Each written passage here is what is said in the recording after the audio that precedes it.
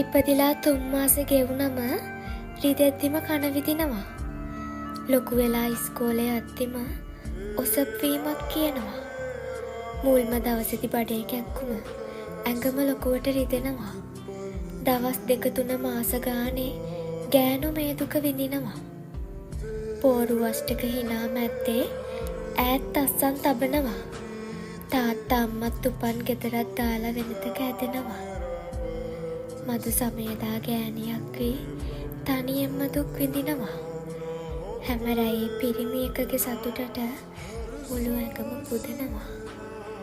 බඩට දරුවෙක් ආපු දවසට ඇඟම වෙනසක් ගන්නවා. ඇවිද යන්තම් මාස 10ක් උහුල ඒ දුක විඳිනවා. පැටිය එළියට ආපු දවසට අස්ති ගොඩකුත් බිඳෙනවා. ගෑනු දරුවෙක් ලොවට දෙන්නට ජීවිතෙත්තුව පුදනවා. ඇවිද ගන්නට කන්න බොන්නට බැරිකමට ඔහේ ඉන්නවා. පිරිමි හිතකට උණුහුමක්දී දරුවෝ කවදත් රකිනවා. පිරිමි අතහැර ගියත් විටකදී දරුවෝ තනියම බලනවා. ගැහැණු කවදත් කඳුළු මැද්දෙන් hina වෙන්නට දන්නවා.